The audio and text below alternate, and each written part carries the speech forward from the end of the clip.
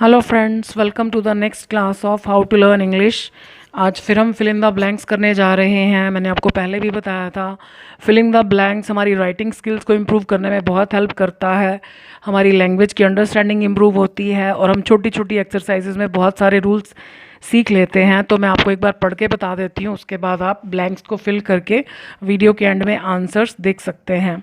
One of my relatives come my home last Tuesday, she inform before come come my place, give happiness, we like company each other, she come bus no sooner, she see than hugged, hug means होता है गले लगाना, when she come my maid होता है जो female servant होती है, जो घर के कामों में हेल्प करती हैं।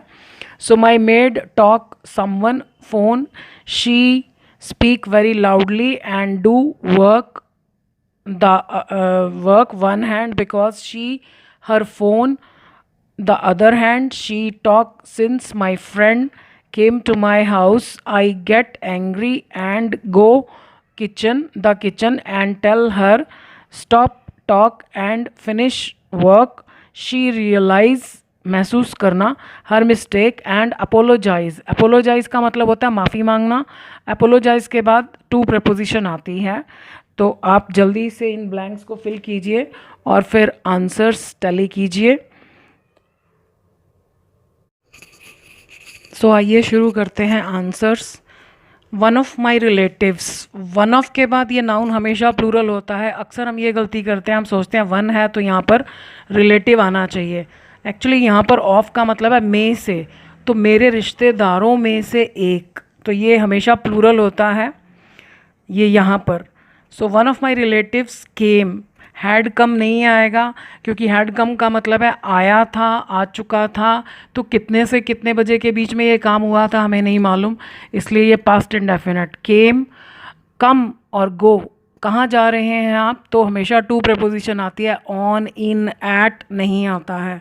सो one of my relatives came to my home on last Tuesday. तो जब भी हम दिन बताते हैं कि किस दिन को कौन सा काम हुआ था, हमेशा ऑन प्रपोजिशन आती है। ये फिल इन द ब्लैंक्स जब आप करते हैं तो साथ साथ मीनिंग समझते जाइए, स्टोरी को हिंदी में समझते जाइए, तो आपको आगे के ब्लैंक्स भरने में बहुत आसानी होगी। She had informed me before coming. अब हमने हैड क्यों लगाया, क्योंकि ये काम इस काम से पहले हो चुका था। वो मेरे घर लास्ट ट्यूसडे को आई, लेकिन उसने आने से पहले ही मुझे बता दिया था, तो इसलिए had. She had informed, verb के तुरंत बाद सबसे पहला ऑप्शन होता है ऑब्जेक्ट का, तो उसने इन्फॉर्म किया था किसको, मी, मुझे। बिफोर, अब बिफोर और आफ्टर के फ़ौरन बाद अगर वर्ब लिखना है तो आईएनजी आता है। So before coming. अब ये अगले सेंटेंस में क्या है, ये हमारा सब्जेक्ट है। तो हम फाइंड आउट एरर्स में सीख चुके हैं कि जब हम किसी वर्ब को सब्जेक्ट बनाते हैं तो या तो हम two plus first form infinitive या फर्स्ट फॉर्म प्लस आईएनजी लिख सकते हैं, जेरेंड। तो यहाँ पर आप टू कम या कमिंग, कमिंग इज़ बेटर क्योंकि आईएनजी ज़्यादा यूज़ होता है जब हम सब्जेक्ट बनाते हैं किसी वर्ब को। सो कमिंग कहाँ, टू माई प्लेस, ये सब्जेक्ट हो गया कि coming to my place gives. मैंने आपको बताया कि जब भी वर्ब को हम सब्जेक्ट बनाते हैं तो वो इट के बराबर होता है, तो इट गिव्स होता है, तो यहाँ पर गिव्स आएगा। गिव्स किसको, हर, यानी जो मेरे घर मेहमान आई उसको हैप्पीनेस, खुशी देता है। वी लाइक, अब इसमें कुछ चेंज करने की ज़रूरत नहीं है। फिल इन द ब्लैंक्स या करेक्ट फॉर्म ऑफ वर्ब में ये ज़रूरी नहीं है कि जो वर्ब आपको ब्रैकेट में दिया उसको हमने कुछ उसमें चेंज करना ही करना है। अब ये सिंपल प्रेजेंट टेंस है तो वी के साथ एस और एस नहीं आता, तो it will remain as it is, इसमें कोई चेंज नहीं होगा। सो वी लाइक क्या, अब क्या का जवाब तो दिया हुआ है कंपनी। अगर हमें क्या का जवाब दिया हुआ यानी ऑब्जेक्ट दिया हुआ है उससे पहले कोई ब्लैंक है तो वहाँ पर ज़्यादा चांसेस हैं कि ए एंड द, या कभी कभार कोई प्रपोजिशन हो सकती है, ज़्यादातर वैसे ए एंड द ही आता है। So we like the company, किसकी, ऑफ ईच अदर, एक दूसरे की। ऑफ जो है वो रिलेशन बताता है, तो हमको कंपनी अच्छी लगती है किसकी, एक दूसरे की।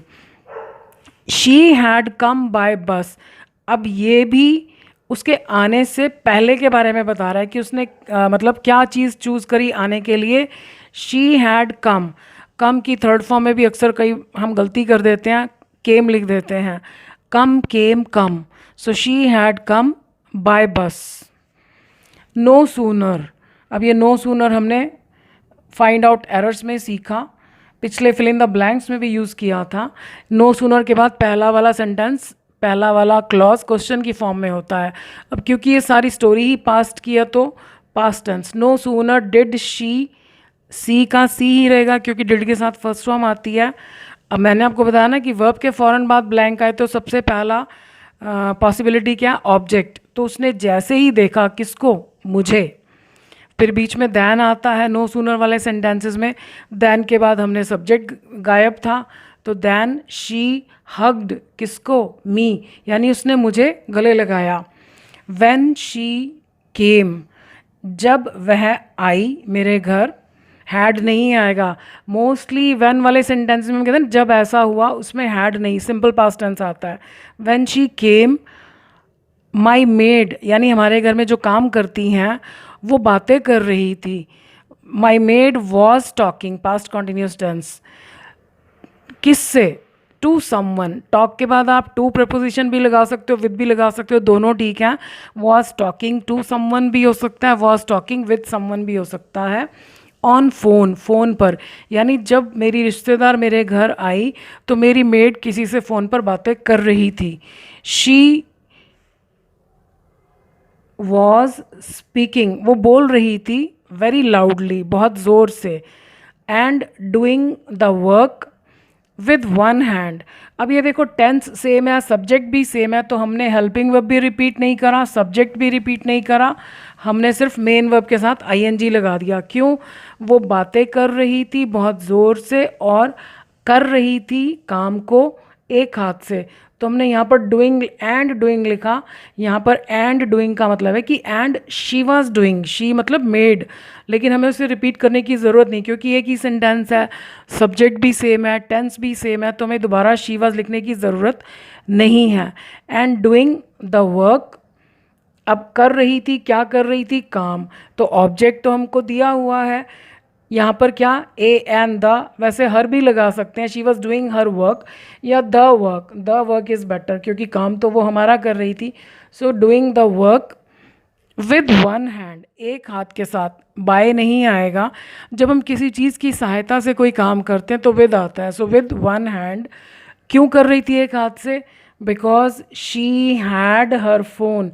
अब जो नॉन एक्शन वाले वर्ब्स होंगे यानी जिसमें कोई काम नहीं हो रहा तो वहाँ पर क्लू नहीं दिया होगा, यानी अगर ब्लैंक में इज एम आर या हैज़ हैव ऐड आना है तो आपको यहाँ कोई हिंट नहीं दिया होगा। सो शी हैड हर फोन, यानी उसके पास था उसका phone, in she had her phone in the other hand, दूसरे हाथ में, वो एक हाथ से काम कर रही थी। क्यों, क्योंकि दूसरे हाथ में फ़ोन था। She had been talking since my friend came to my house. अब ये सिंस से हमको पता चल गया कि ये परफेक्ट कॉन्टीन्यूस टेंस है, यानी जब से मेरी फ्रेंड मेरे घर आई तब से वो बातें कर रही थी। तो जब भी टाइम दिया हो कि वो कब से बात, मतलब कब से काम चल रहा था, तो वो परफेक्ट कॉन्टीन्यूस टेंस होता है।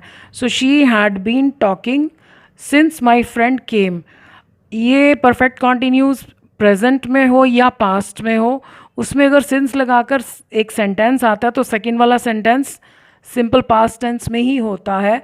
यहाँ चाहे प्रेजेंट परफेक्ट कॉन्टीन्यूस हो या पास्ट परफेक्ट कॉन्टीन्यूस टेंस हो। So she had been talking since my friend came to my house. I got angry, मुझे गुस्सा आ गया। एंड वेंट, अब आप देखो ऊपर भी हमने क्या करा था, एंड के बाद सीधा वर्ब लिखा, दोबारा सब्जेक्ट नहीं लिखना हमको, मतलब मुझे गुस्सा आ गया और मैं रसोई में गई। एंड वेंट, अब हम हिंदी में कह रहे हैं मैं रसोई में गई, पर मैंने आपको बताया ना कम और गो के बाद हम सिर्फ दिशा बताते हैं, डायरेक्शन बताते हैं कि हम किस डायरेक्शन में गए, तो उसके लिए टू आएगा, इसमें इन, ऑन, एट कुछ नहीं। So went to the kitchen and told, ये सारी बातें पास्ट टेंस में, सिंपल पास्ट टेंस में कि मुझे गुस्सा आया, मैं किचन में गई और उसको कहा। And told her to stop, अब जब भी कोई व्यक्ति दूसरे व्यक्ति को कहता है जी ये काम करो, जो भी उसने किया नहीं, तो इन्फिनेटिव आता है, टू प्लस फर्स्ट फॉर्म, इसमें आप I N G, E D कुछ नहीं लगा सकते। टू स्टॉप टॉकिंग, अब स्टॉप के बाद और स्टार्ट के बाद जब भी वर्ब आता है हम ing लगाते हैं। टू टॉक भी लगा सकते हैं, लेकिन स्टार्ट और स्टॉप के बाद ing यानी जेरेंड ज़्यादा यूज़ होता है। So I went to the kitchen and told her to stop talking and finish, और ख़त्म करे। टू स्टॉप एक तो बंद करे और ख़त्म करे, तो एंड के बाद हमको टू को रिपीट नहीं करना, हमने उसको दो काम करने के लिए कहा। एक तो कहा जी बंद करो और एक ख़त्म करो, तो इन दोनों की इंग्लिश सेम होगी। फर्स्ट फॉर्म ये टू लगा हुआ है, यहाँ पर हमने टू रिपीट नहीं करना। अगर हमने यहाँ पर फिनिश्ड कर दिया तो इसका मतलब निकलेगा कि उसने अपना काम ख़त्म कर दिया। काम तो उसने अभी ख़त्म किया ही नहीं, हमने उसको कहा कि बातें बंद करो, काम ख़त्म करो। तो ये दोनों की हिंदी सेम है कि बंद करो, ख़त्म करो, बस हमको यहाँ टू को रिपीट नहीं करना। सो फिनिश द वर्क या हर वर्क भी लिख सकते हैं कि एंड फिनिश हर वर्क, कि वो अपना काम ख़त्म करे। शी रियलाइज हर मिस्टेक, उसने अपनी गलती को महसूस किया, उसको एहसास हुआ। अब ये देखो दोनों काम पास्ट में है, उसको एहसास हुआ और उसने मुझसे माफ़ी मांगी। एंड अपोलोजाइज्ड, अपोलोजाइज के बाद मैंने आपको बोला टू प्रपोजिशन आती है हमेशा। किससे माफ़ी मांगी? मुझसे माफ़ी मांगी। आप इस पूरी स्टोरी को करने के बाद दोबारा पढ़िएगा, एक एक लाइन का मीनिंग हिंदी में निकालेंगे तो आपको बहुत अच्छे से समझ में आएगा। फिल इन द ब्लैंक्स आपको बहुत सारे रूल्स इकट्ठे सिखाता है, लैंग्वेज की अंडरस्टैंडिंग बेटर करेगी, और सबसे बड़ी बात आप अपने शब्दों में बातों को लिखने लगोगे। सो आई होप आपको ये वीडियो अच्छी लगी होगी। आज के लिए इतना ही। Thank you for watching this video.